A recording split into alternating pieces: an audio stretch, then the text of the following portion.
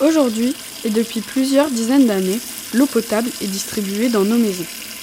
Nous pouvons en disposer pour tous les usages quotidiens.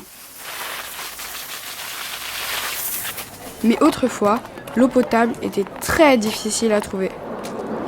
Le linge était lavé au bord de la mer. Il fallait creuser sous les galets pour trouver de l'eau douce. On buvait l'eau des rivières, des mares et des puits. Beaucoup de gens tombaient malades très jeunes, même les enfants. Il y avait le choléra. Arsène Bigot habitait Yport. Il était maçon. Il avait observé l'eau qui coule le long des falaises de Grandval qui se jettent dans la mer. Il s'est dit, il y a des sources d'eau à l'intérieur des falaises. Pourquoi ne pas creuser un tunnel et amener l'eau vers Fécamp ?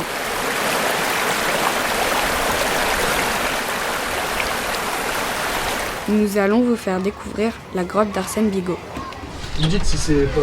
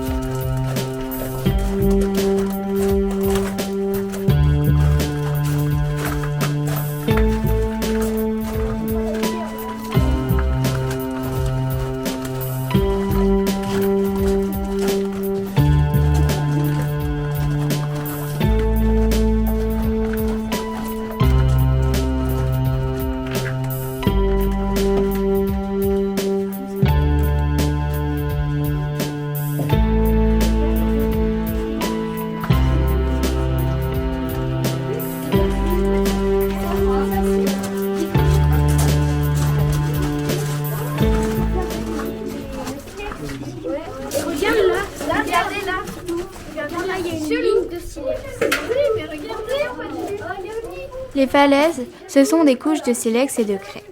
C'est un millefeuille de matière.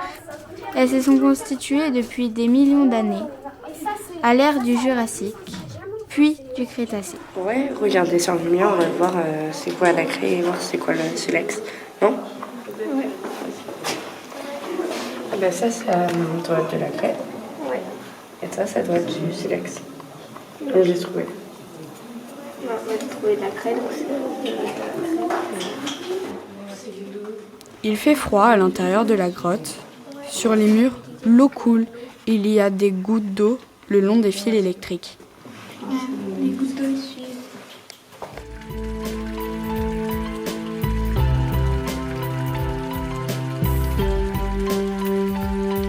Arsène Bigot commença ses travaux en 1836.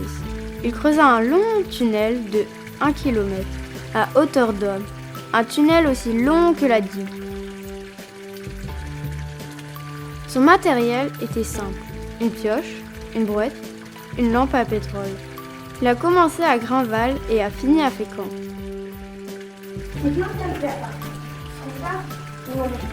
La légende raconte qu'Arsène Bigot a fait ça tout seul. C'était les 7 nains en un seul. Mais on se doute que les gens l'ont aidé. Wesh! Ah, c'est froid! 4 années après le premier coup de pioche, l'eau potable était distribuée dans des lavoirs et dans 12 fontaines réparties sur toute la ville. La réalisation d'Arsène Bigot permettait de fournir 65 litres d'eau potable par jour et par habitant.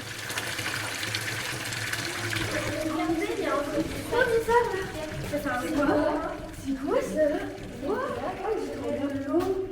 Regardez, ça vient de l'eau. Ah oui, ça vient de là et ça coule. Regardez, il y a de la fumée. C'est comme un canard. Il y a de la fumée quand tu regardes. Regardez, ça a l'air profond en plus. Hein. Mais oui. Alors, est-ce que c'est en faisant ça? Ah, c'est trop beau. Waouh!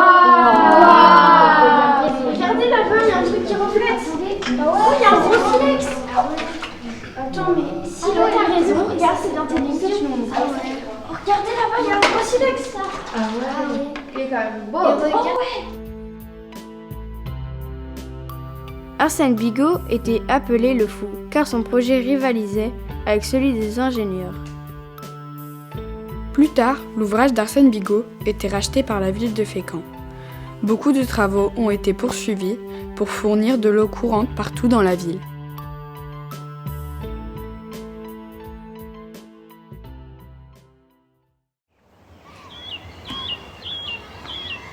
Derrière la poste de Fécamp, une plaque commémore l'œuvre d'Arsène Bigot. Une place porte son nom. On peut voir une ancienne fontaine juste derrière l'abbatiale.